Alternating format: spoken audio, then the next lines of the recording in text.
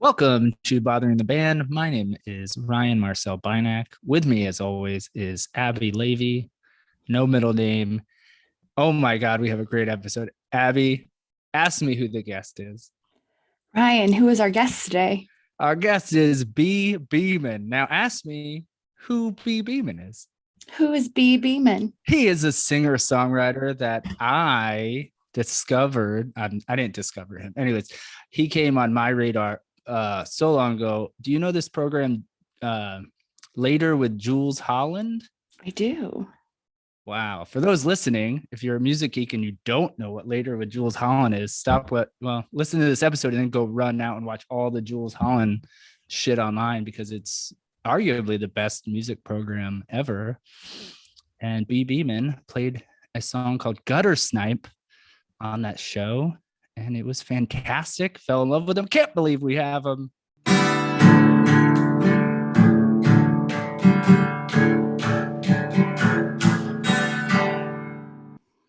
Hello. B, what's going on, man? How's it going? Hey, welcome to Bothering the Band. Thank you so much for doing this. Yeah, thanks for having me. Oh my goodness. Hear me all right? Hear you. Yeah. Abby, you good? Yeah. My name's Ryan. This is Abby. And we're big fans. We can't believe. I was just saying to her, I was like, I can't believe we got him to do this. So thank you. I was also saying, thanks for inviting me. Yeah, dude. I was also saying that I think you came on my radar. Jules Holland, I think is a long time ago. Yeah. Getting into the decades territory. I know, man. That show is so good. It gave me a lot of good new music. So, that show was incredible. Just in terms of variety in music, you don't get that. Everything's niche now, so it's like that was definitely very cool. Yeah, man. So, where are you? How are you? Yeah, I'm in LA. I've been here for about 5 years. Perfect pandemic's time to move here, but yeah, we're doing fine. My family's doing fine. We're all pretty healthy, I'd say. How are you guys doing? I'm doing well. Abby, how are you doing? Not so bad. It's a beautiful day. Where are you guys? I am in Wyoming. Ah, wow, nice. And Let's I go am fly fishing. Yeah, That's my favorite. I love fishing. I don't like touching the fish. We've talked about fish on this podcast a bunch. B, do you go fishing? You ever go fishing? No. I like the idea of it. But I'm right there. I don't go. I've gone like a long time ago. Like when I was a kid, I was like really into the idea of fishing, and so I would do that a bit. I'm from St. Louis, so there's a bit more of that and like the rivers and stuff. But no, not at all. Not an expert. I just like a river runs through it, basically. If you guys know what that is, nobody. I guess I nobody just knows watched that movie last week. It's a better book if you haven't read it. That's what everybody says. I don't buy it. It's a good Jim Gaffigan says the movie took 2 hours. That's what Jim Gaffigan says. Good point. How could it be better? No, I'm just kidding. Directed by Robert Redford. Oh, kind of forgot that. Yeah. Oh. Fun fact. Brad Pitt dies in it. Spoiler alert. I've seen it, and that kind of spoiled it for me still. I forgot that. Do you know who Nate Bargatze is? Speaking of comics. Yeah. Well, yes, I've seen a bit of him. I never watched a full special though. He has a bit about The Sixth Sense, and he talks about the ending, and he's like, if you haven't seen it, like F you. I'm gonna just like it's wild if you haven't seen this. I think spoilers don't exist anymore unless it's like sports a little bit to me. Like it's like, well, you can see everything. Especially new shows. It's like, I don't know. I don't think anybody cares. I haven't met anybody who cares that much. They're like, just spoil it for me. I'm not a big anti-spoiler like movie person. I'm like, just tell me if I see it, I'm gonna see it. I would have already seen it, if I'm done. Right. Yeah. There's no like big plans like, oh, in 2 weeks I'm going to the movies and I'm gonna take my mother and go watch, whatever. Top Gun. I was going a different way, but then I stopped myself. I had to save you. different. Where in LA are you? I live in Neighborhood. like Northeast LA, which is Alhambra. I don't think we were in that neck of the wood. We just did a live show there 2 weeks ago. Okay. And It's like south of Pasadena. Where was your live show? we did it at Hotel Cafe in Hollywood. Oh, okay, cool. Yeah. It was great. It was a lot of fun. We saw Delta Spirit in Highland Park. I don't know cool. if that's anywhere near you. Yeah, it's just like 10 minutes north of me. Oh, okay. Yeah. Oh, very cool. I wish I would have known. I wish we would have known you lived in LA. We would have had you come for the live show next year. That would have been cool. Yeah. So I didn't get where you are. You're in Orlando, as I take it from your wall. No, Abby and I grew up in Orlando. I like the magic. Oh, yeah? I am in South Florida, sweating my ass off in South Florida Okay. right now. I miss that California weather a bunch. Yeah, I'm sure it's humid and hot. Yeah.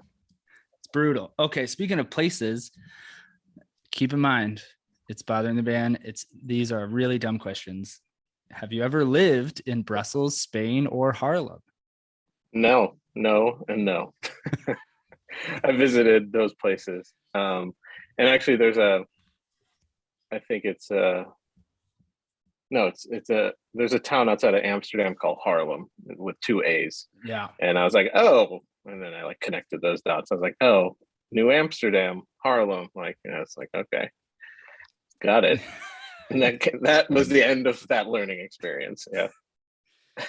Oh man, what's one surprising thing about St. Louis? The barbecue sauce capital of the world, meaning people are fat and like to eat a lot of barbecue sauce. I've never been to Including St. me. Louis. Yeah? Have you ever been? I have many times. I have family near there. Can confirm what he said is accurate. About the fat sauce? Yeah, we pour barbecue sauce in our water and And flavor ice the cream. water. It's good on anything. So,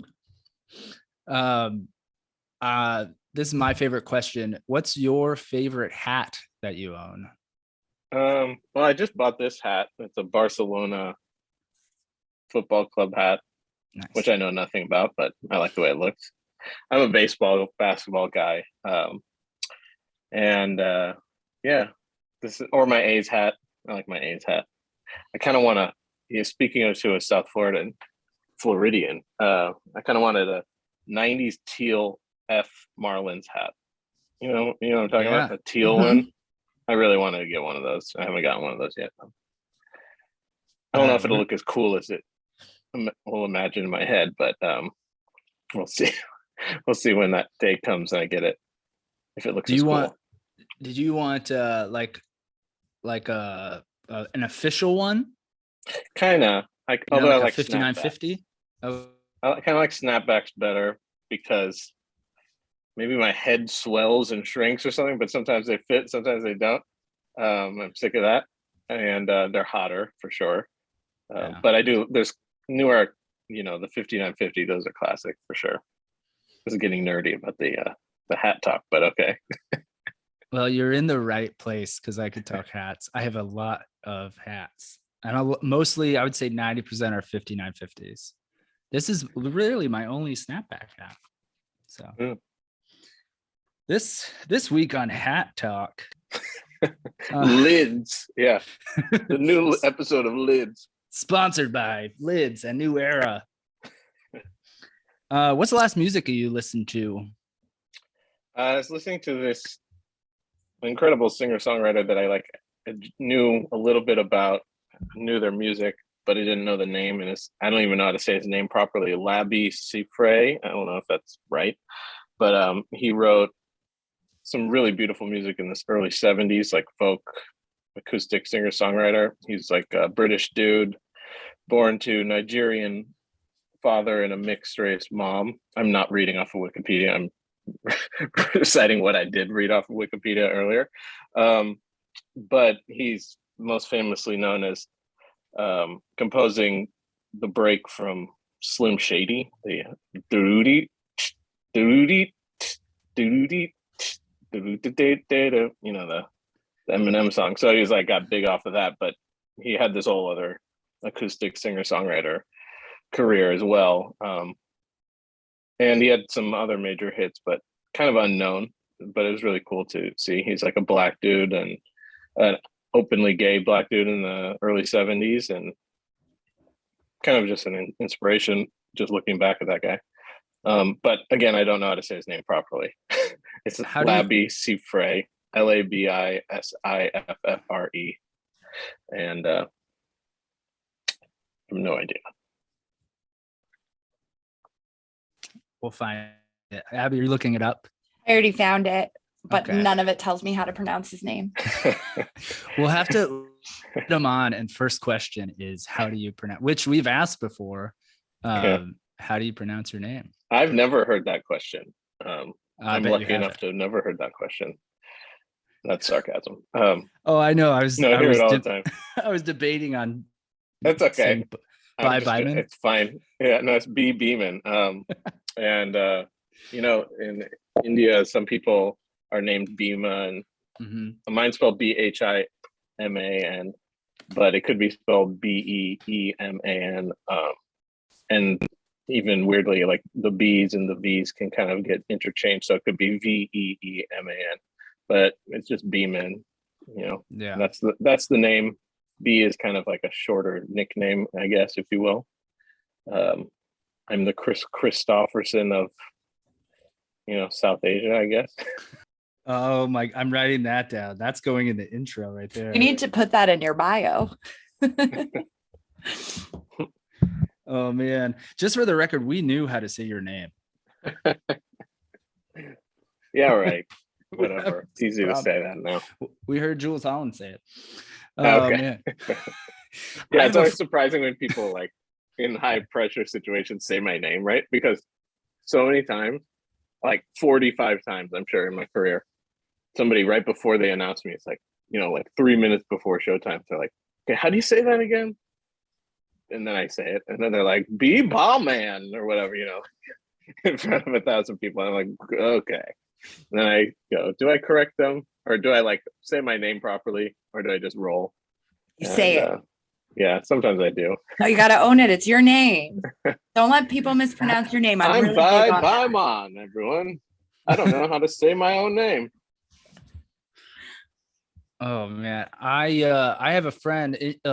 He's an Indian fella who his name is Heathen, but he spells it Hiten, and it gets murdered. Yeah, because there's like the hidden H in there. Shout out to Heathen, he's a big listener. And hi, Than. Heaton. Sorry, I shouldn't do that to another South Asian person, but you bastard. If you had to go on one televised singing competition, which one would you choose? I kind of pride myself on not knowing what the hell's going on in that world. But what is it? There's like America's Got Talent, The Voice. What else is there? Name some other ones. Idol. American X Idol. Factor. It kind of comes down to whichever one Simon Cowell is not on, and I would do that one. He's on like 2 of them, right? Which one's Howie Mandel on? I kind of always loved Howie Mandel. Oh yeah, okay, let's do that. Let's go on Let's get booted off of America's Got Talent in the first round. You should talk to your agent and get on there for sure. And Howie Mandel will mess up your name. What do you put on your toast? Butter and jam. What kind of jam? I'll go strawberry. I'm Okay. gonna go strawberry. I think you're seeing a little connective tissue to some material here, hopefully. Oh, okay.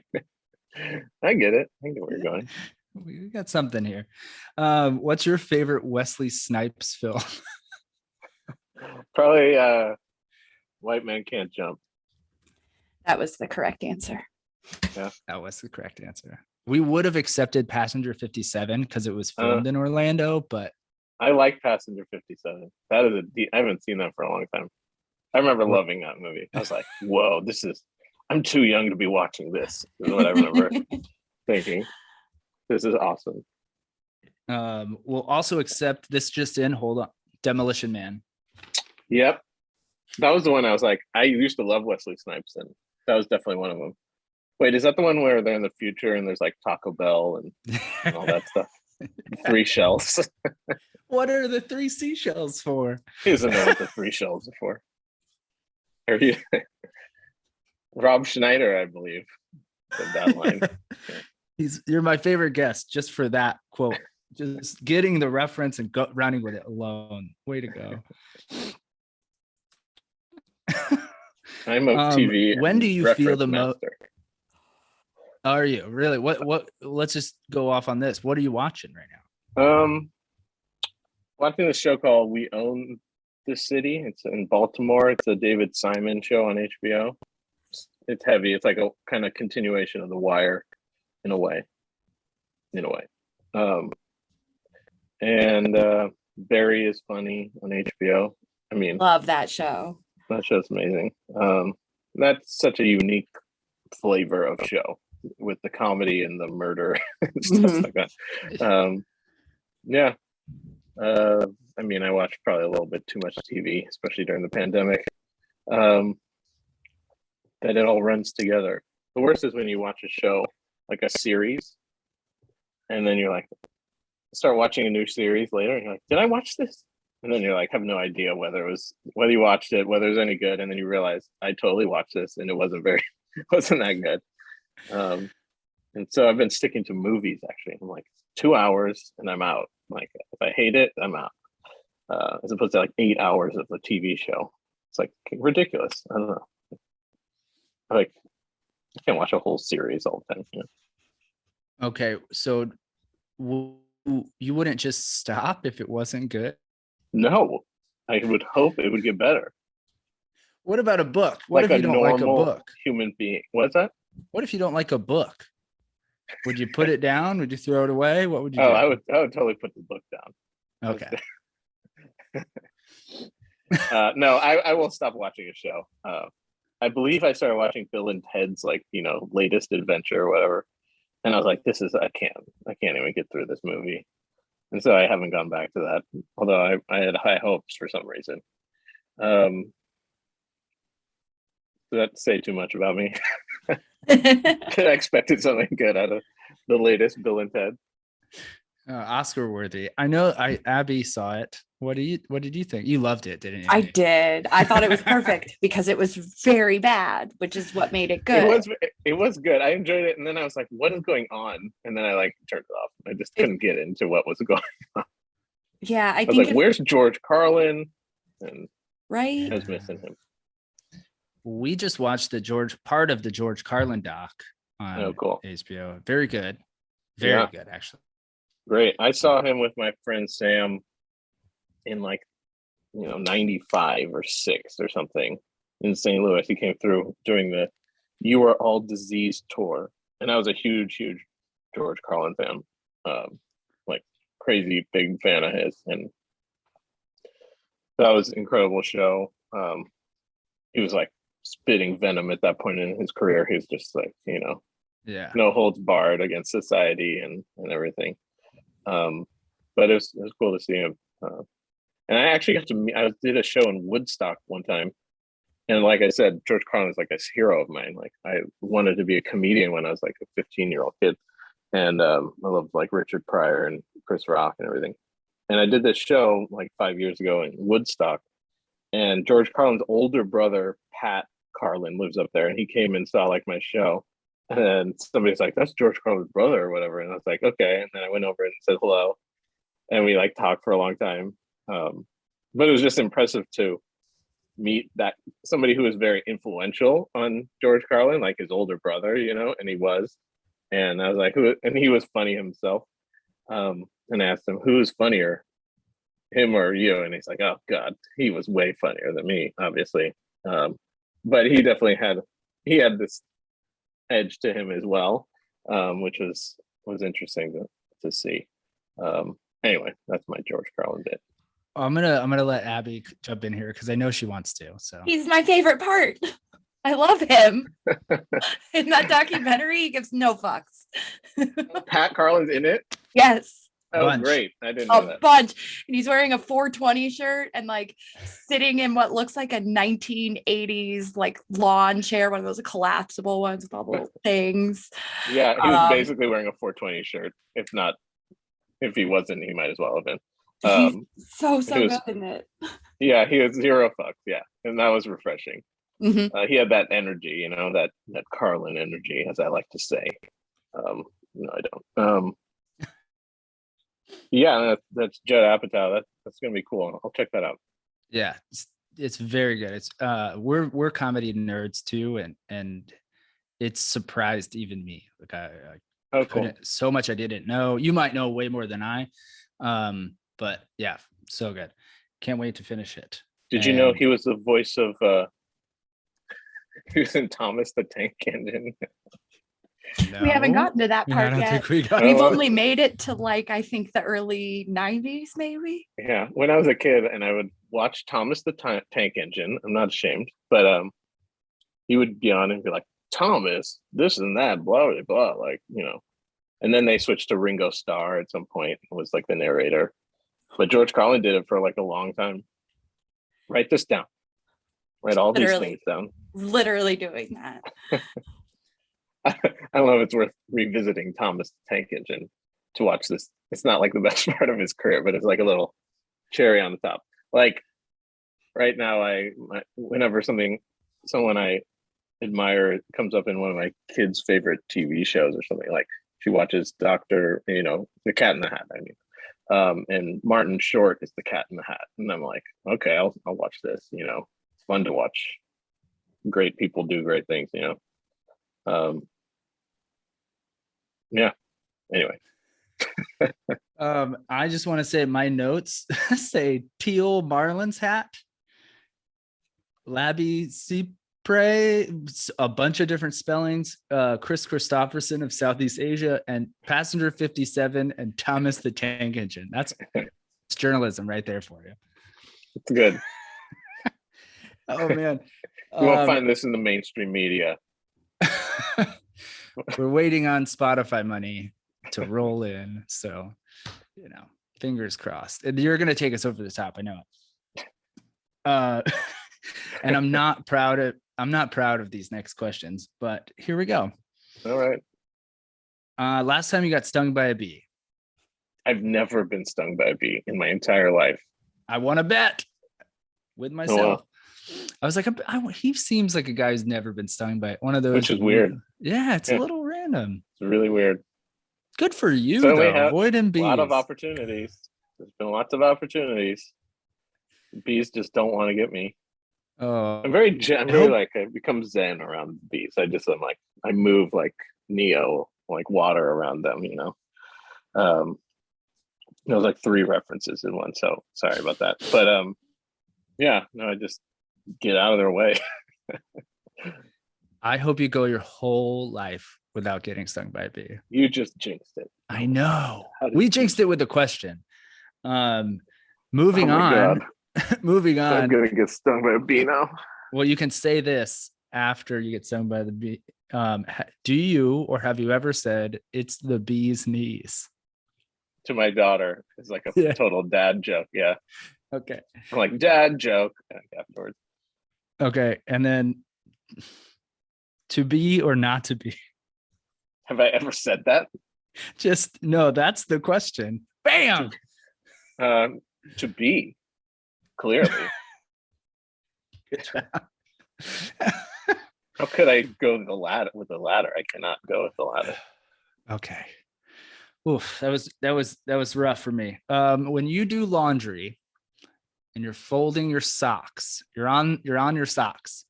Do you, if they're inside out, do you turn them right side out, or do you let future bee do that?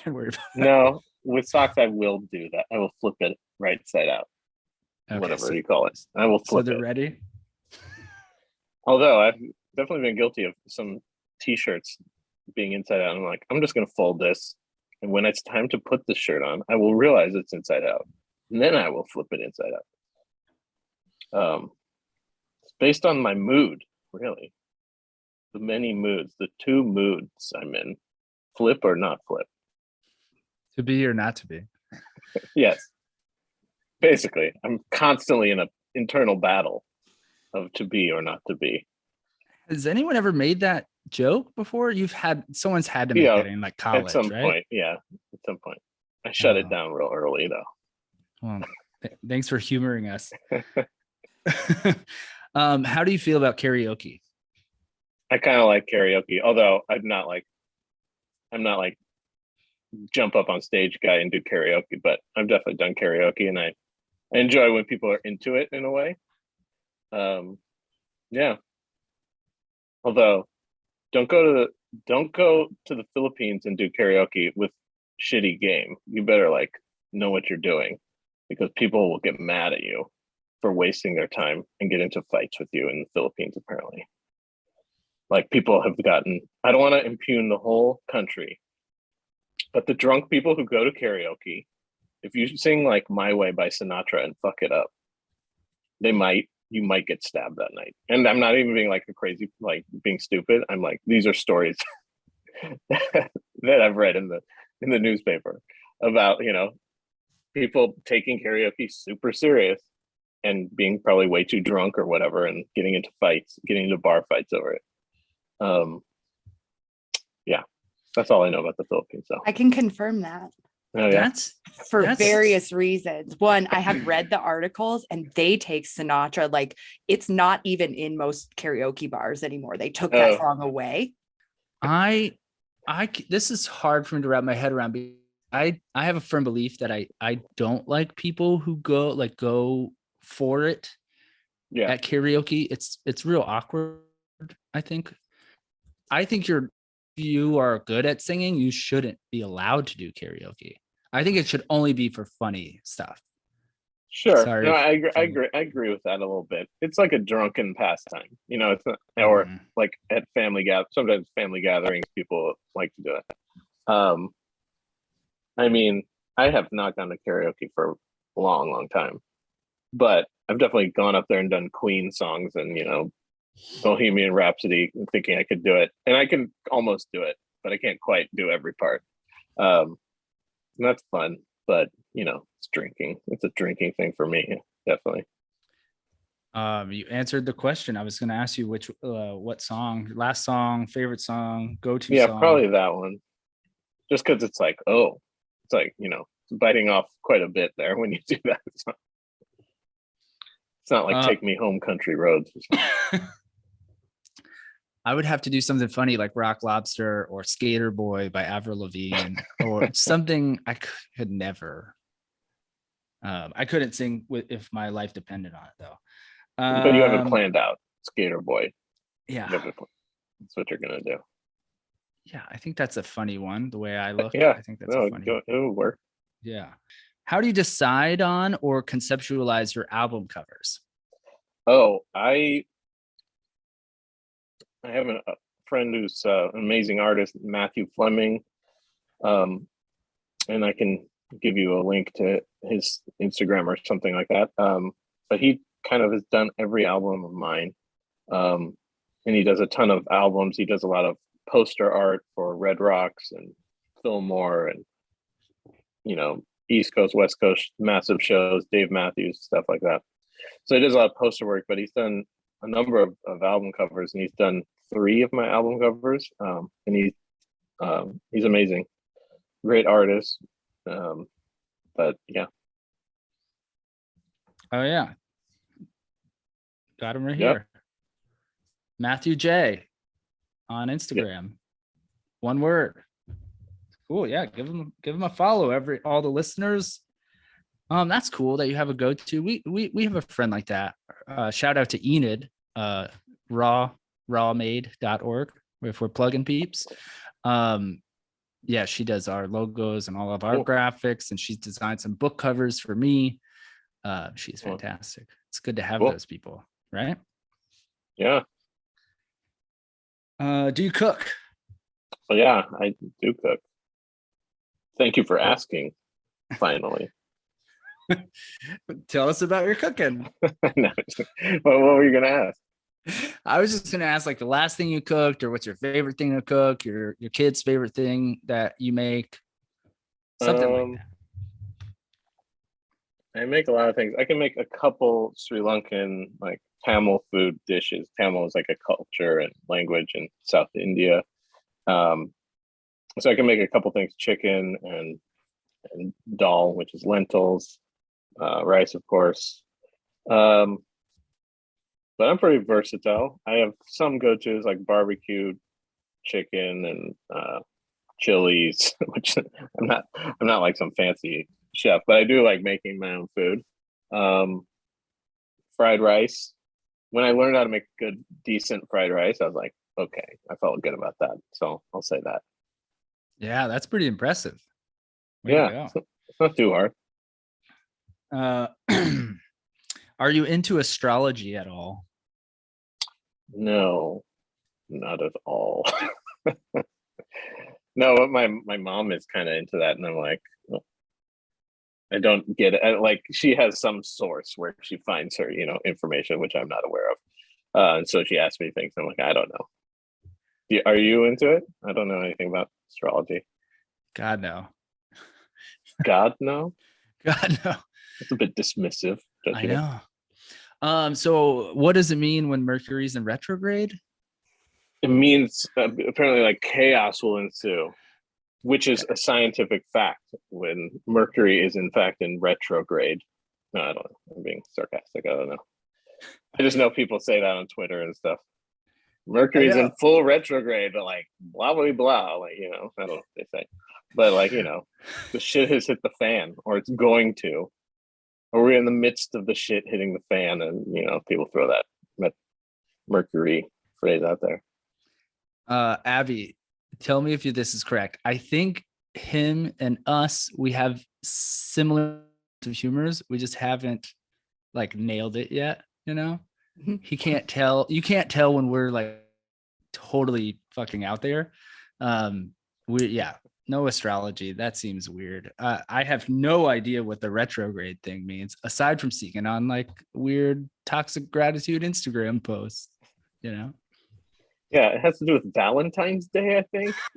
I don't know.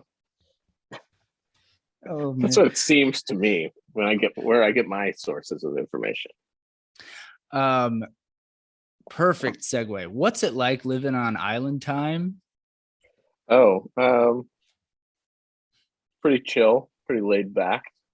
Um, Island Time is like you're saying that because that's a line in my new song, "Helpless." I'm saying, Um, plug the new album now. yeah, I was gonna get to that. This is where I tell you what you need to buy. Um, no, I do have a new album coming out. And one of the singles is called Helpless, and you're referring to a line called Island Time. I live on Island Time. It's kind of a refrain. And Island Time, I don't know what the first use of it was, but there's definitely one way of saying it that's like kind of a colonialist, you're a lazy piece of, I think I've cursed already, but I'll clean it up from here on out. There's like a racial thing to it, a colonial negative thing. But there's also a thing of a chilled out island time vibe where it's like, oh, I get my food late at the restaurant. But Island time's like a variation on brown people time, You're always late to something. So it can be negative, but there's some truth to the island time thing.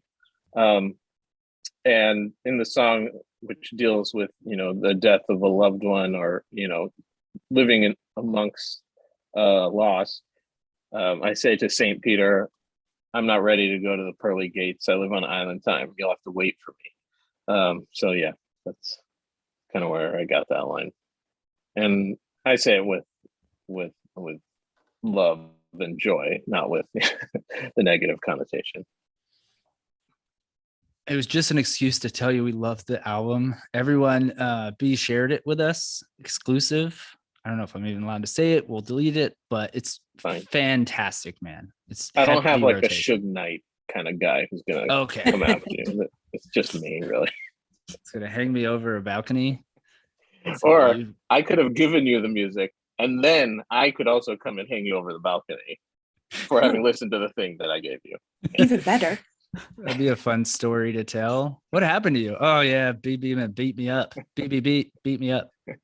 That's so him. Somebody should arrest that guy.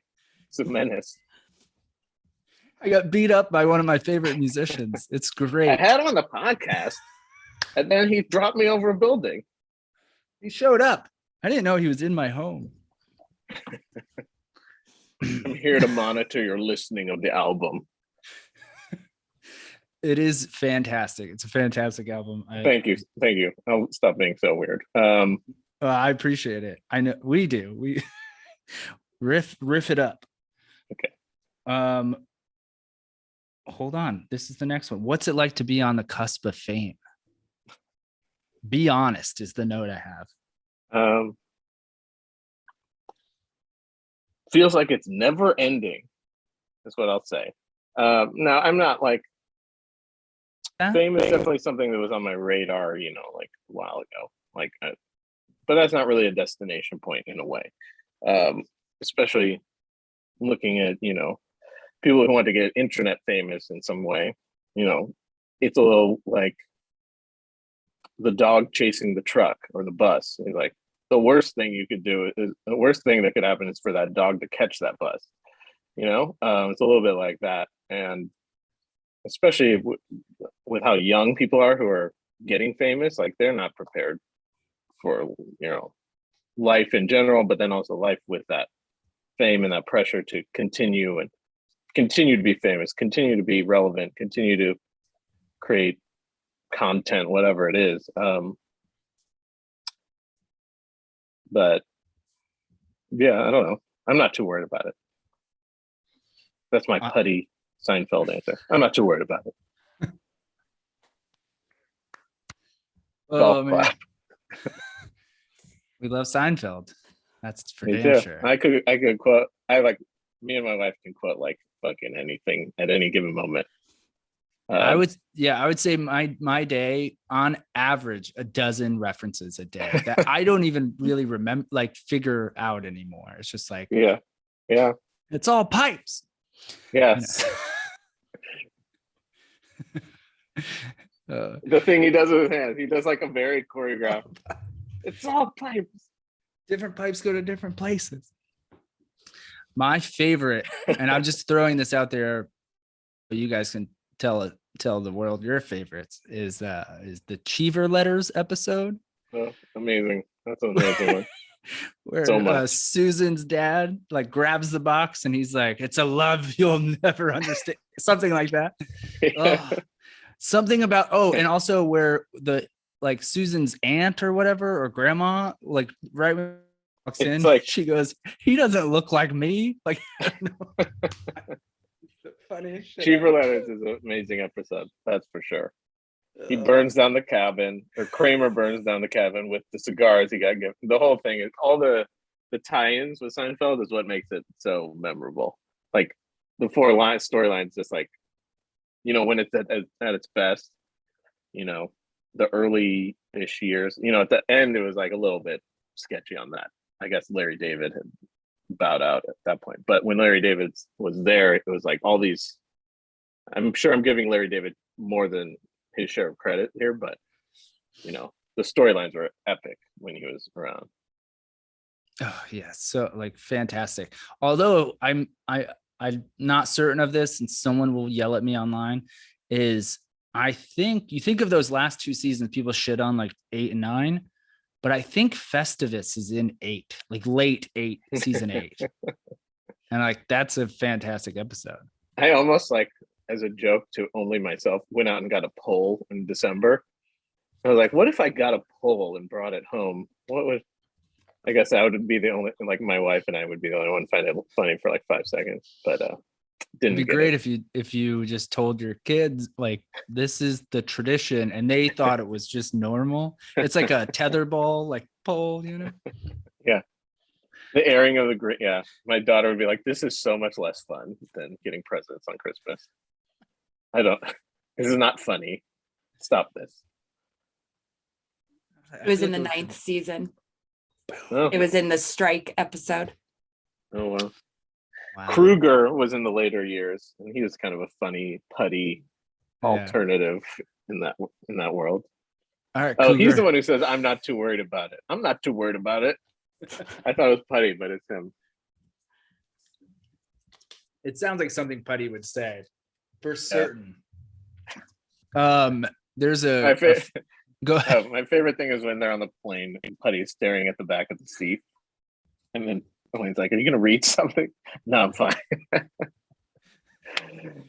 I can't like do it justice, but anybody's seen that would know what I'm talking about. Yeah, especially then, I'm on Elaine's side with this one. That is insane. Yeah, it's weird. It's a little insane. It's like psychopathic a little bit. Although I've done stuff like that. I'm like, I'm done. I need to I'd just close my eyes. But Puddy's not closing his eyes. He's staring. Friend of the podcast and comedian Brooks Wheelan. Do you know who that is? That name sounds very familiar. He's in LA. He was on Saturday Night Live. And he has a thing. He has a podcast called Entry Level, and it's about comedians before they made it. So all about all their jobs. And they coined a phrase, puttying, just like the airplane, where you're at work, but you're just staring either at your computer, not doing anything, or staring off in the distance, not doing anything. So next time you're just doing puttying. Puttying. I like it. Yeah. There you go. Yeah. Not to be confused with puttering.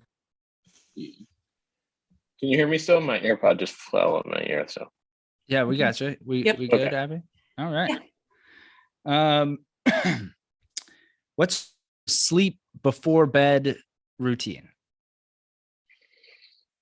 Ideally, I play some music. I play some sort of instrument or sing, play piano or guitar. That doesn't always happen. Sometimes I just like ass out on the couch, and then I'm like, I'm falling asleep. I'm gonna get up and go to bed and brush my teeth, get to bed. But yeah, not a very structured nighttime habit. I guess that's maybe a musician's thing. What's your morning routine?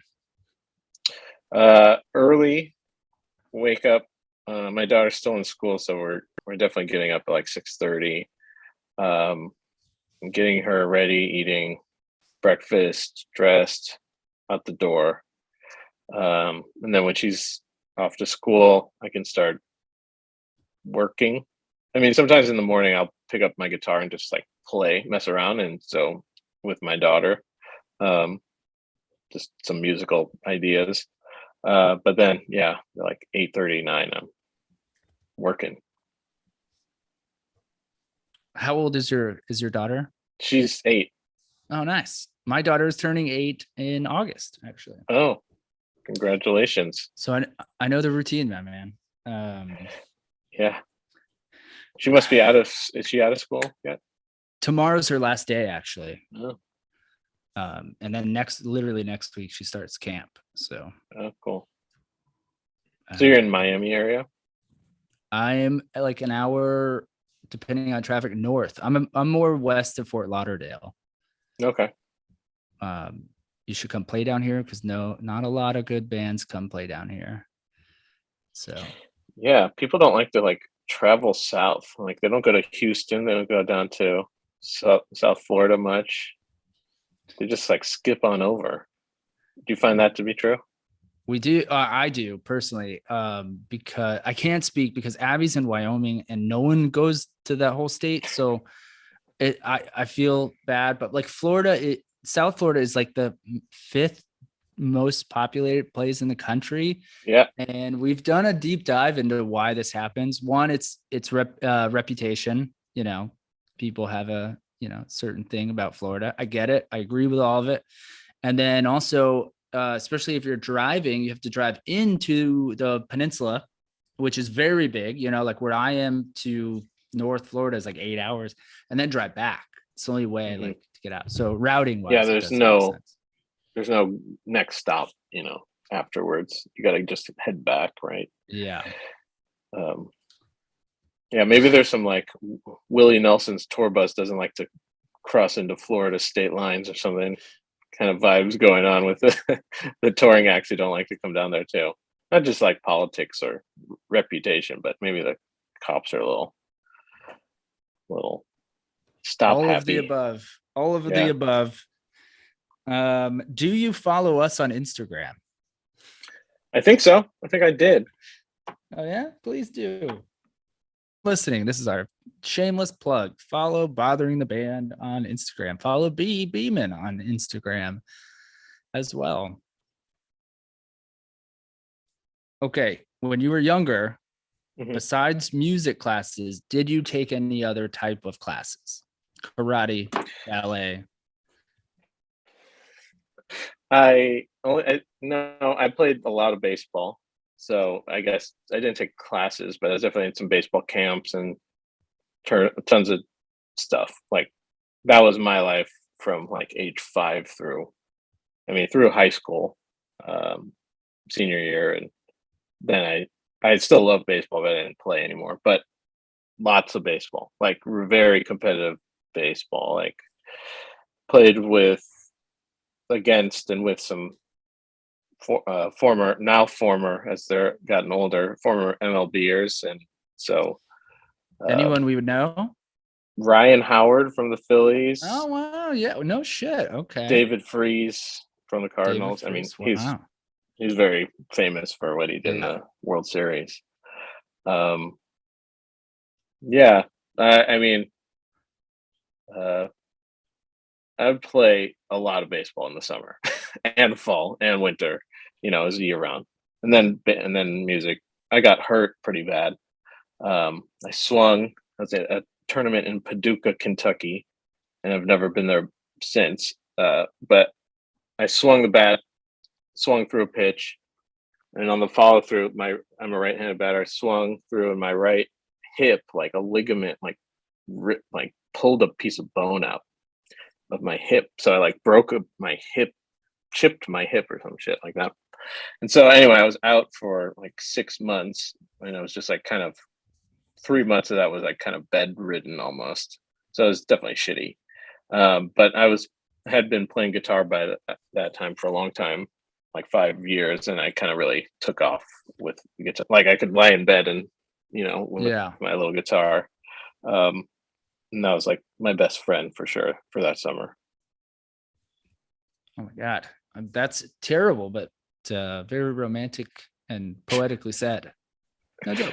Paducah, Kentucky. Yeah. Setting of Paducah, Kentucky. Yeah.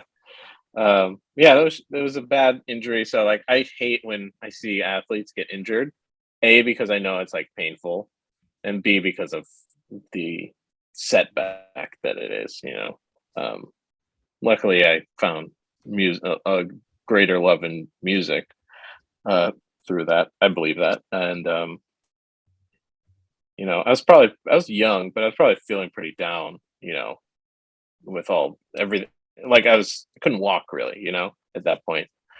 So music definitely like took on a different role, a bigger role in my life, in my mental space too.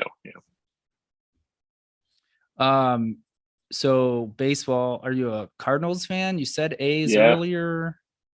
I've always liked the A's, but I'm definitely a Cardinals fan, and I like the A's because Bash of Jose Brothers stuff. Canseco. Yeah, Ricky Henderson, Yeah. Dave Henderson, Carney Lansford, Tony La Russa, all that team, McGuire, Terry Steinbach, and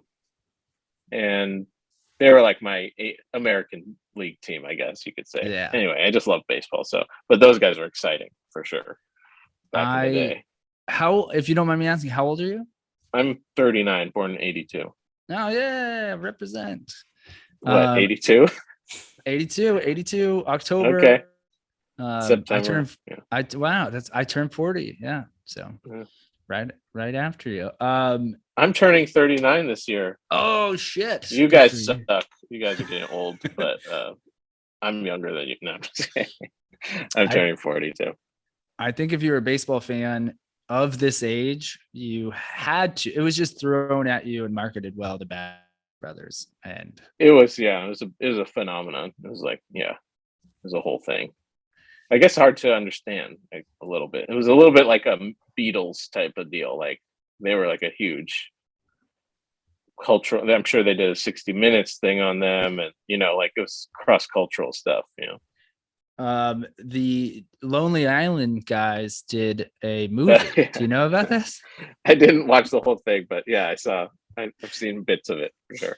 It's very funny. It's very good. It's spot on. Historically accurate.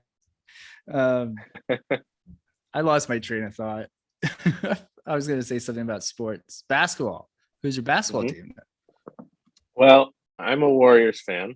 And the reason why I'm a Warriors fan is because I moved out to the Bay Area like 2000.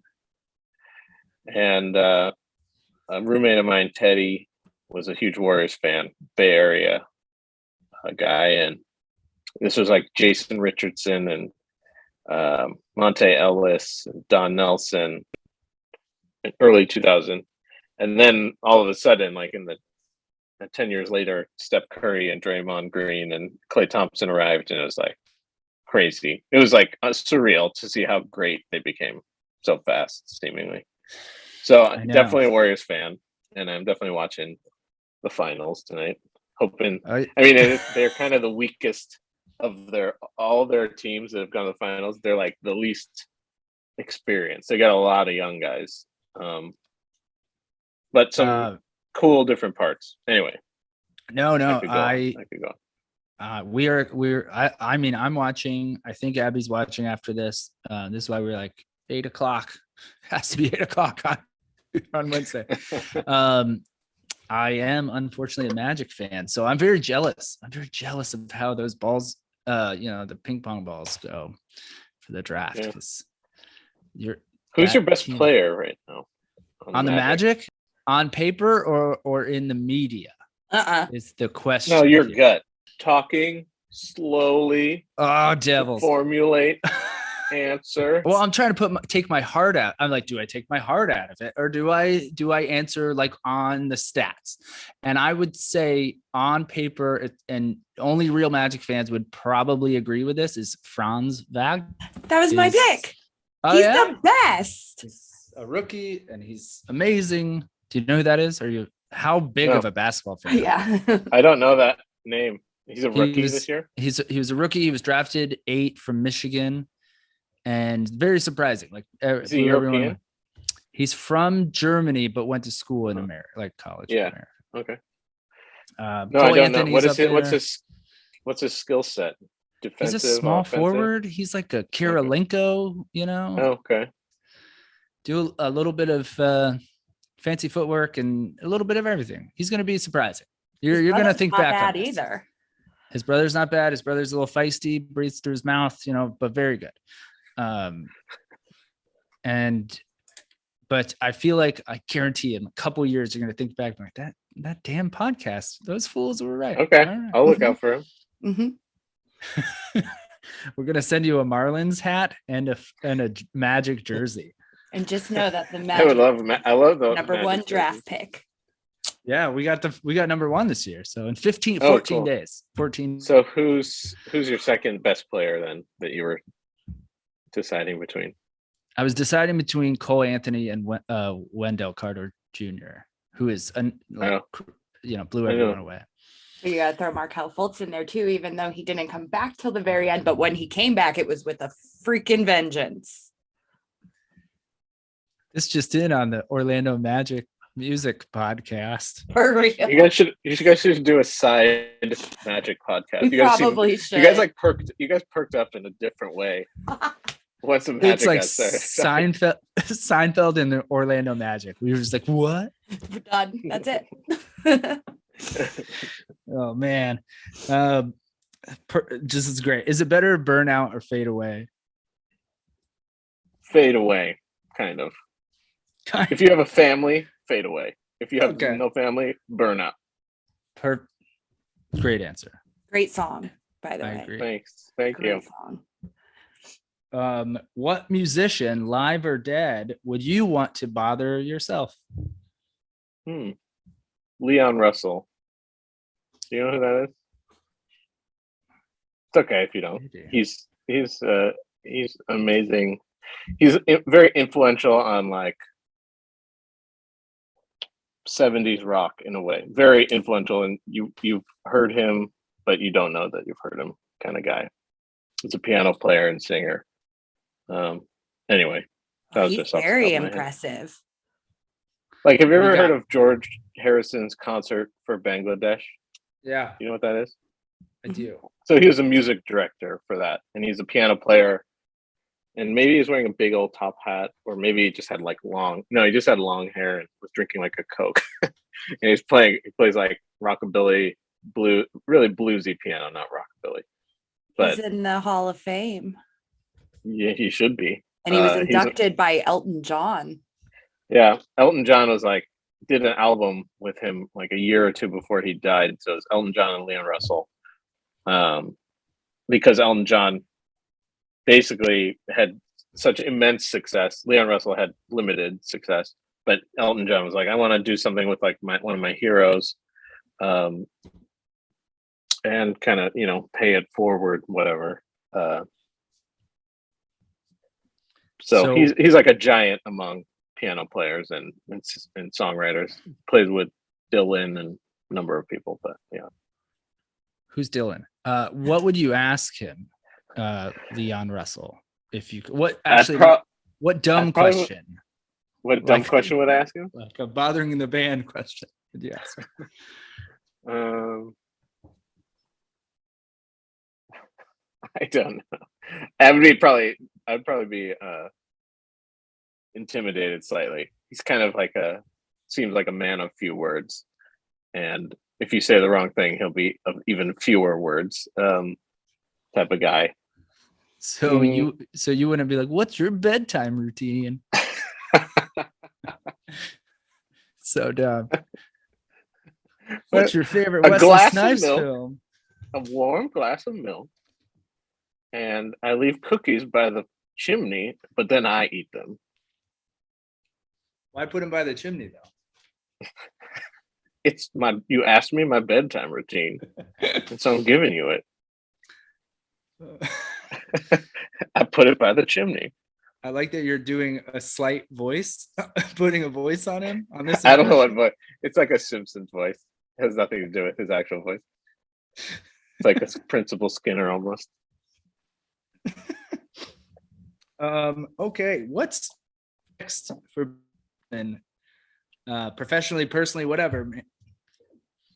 As anybody who is a musician and is releasing music would feel and know, is that like you probably, by the time the album comes out, you're sitting on other music and you want to continue working on, instead of just doing album cycle stuff and playing the songs over and over and over again. You kind of have an urge to create something new. Especially for myself, I've been spending the past year getting stuff together, analyzing and overanalyzing and listening and re-listening to mixes and stuff like that, masters and stuff. So I have like a lot of songs on the back that I've put on the back burner. Some for myself, some for other people, some for different alternate projects, like kind of secondary projects, band stuff. And so I'm definitely going to be exploring that in the next year or two. Kind of wrap my head around what that looks like. It's funny because everything back in the day, I would work and everything would be documented on a notepad or in my head, like songs. Now with computers, everything is like all my brain space has been moved onto the computer, where I keep all my, my song sessions and recordings and stuff. So I have a lot to go through in that way. I'm not just like recalling stuff off the top of my head quite in the same way. So I'll have to do a deep dive through hard drives, even voice memos on my phone, because like I'll be driving and like come up with something, and then you pull out your phone and you try to do a voice memo right there to get the inspiration. So I have to go through voice memos, Ableton sessions, Logic sessions that I have on my computer. Even anywhere, I got to look all around, even old songs that I never made anything with. So yeah, that's my ramble on this subject. It's fascinating. No joke. I'm speaking for our listeners because we're just music geeks, and those practical devices that you use to create, like you said, driving and Mhm. using the voice memo. I don't know. I love that stuff. To me, is fascinating. Well, it's funny. I was like you're looking at me. This is like my workstation, and like I have things set up that you can't see around. And like even when I'm just like listening back to something, I realize I'm facing this direction. Basically, the screen is like my magnetic draw, and then I realize I never like just turn and just like look out the window over here. It just like changes everything. It gets you out of that like robot zone a little bit. Like I feel like I become a bit of a robot if I stare at the computer too long, or if I work in the computer too long, because my skill set is really spontaneously creating things on guitar or with my voice or things in the moment, not like programming things like, a modern music producer might do that. But I'm a little bit older school, I guess you could say. And that's just not my strength. And it took me a while to realize that, because I wanted to know everything all the, you know, the computer based producers knew, but that took a while to like kind of try to get up to speed. Um, and then uh, I would neglect my natural strengths by doing that. But I think it was important to, branch out and learn something a little bit out of my comfort zone. I mean, it is very helpful to know my way around uh, recording on the computer. And I've been doing it for a very long time at this point, but kind of is an endless world of learning in terms of learning computer based recording, whether it's plugins or DAWs and stuff like that. DAW meaning like Logic or Pro Tools or Ableton. So yeah, I feel like I'm definitely in a much more knowledgeable place. But I definitely have to put the computer at arm's length sometimes. I don't know if you guys feel that way, even just for sanity reasons, get away from the computer sometimes. I need to do it more. Yeah. I'm in It's front hard. of it all day, every day. Yeah, it's hard. Trying to step away, a little bit more, Mhm. read a book. And then and then I'm like telling my daughter, you can't be on screen so much. And then I'm like, oh, look at my phone. Yeah, it's we think that children are vulnerable to it, but it's like everybody is to the addiction part of screens. And the kids only have so much. Like, my daughter talks to her friends and watches like Disney Channel, she doesn't even have the full capacity of what it does, Yeah. making music, writing, and designing, all that stuff. She's got the whole world ahead where it sucks you in even more. Yeah. Well, on that note, tell the folks when all the hard work pays and the album comes out, and you can then move on to the next round of making albums. Well, I'm excited for the album to come out. I think there's a lot of good songs on this album, and definitely a bit more personal than my normal output of music. Definitely a bit more heartfelt. It has somewhat or a lot to do with some loss in the family, a number of losses in the family over the years, even through COVID, but even before, and kind of making a positive, hopeful message to anybody who's going through any loss.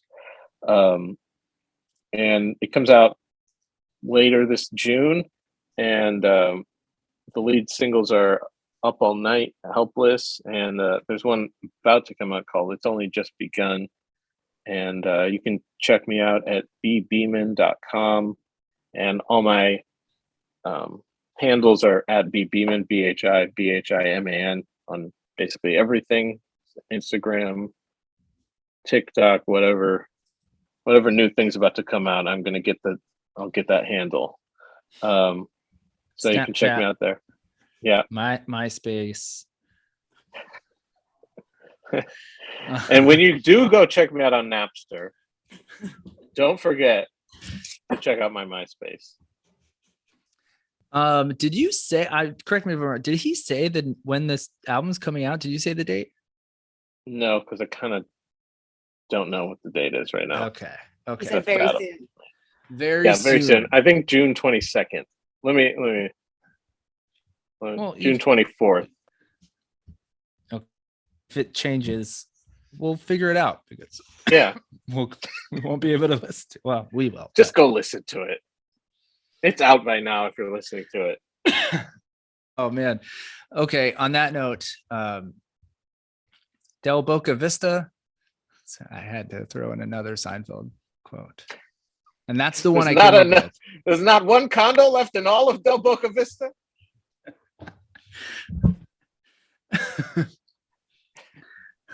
My wallet's gone. Lock, stock, and barrel. Oh my god!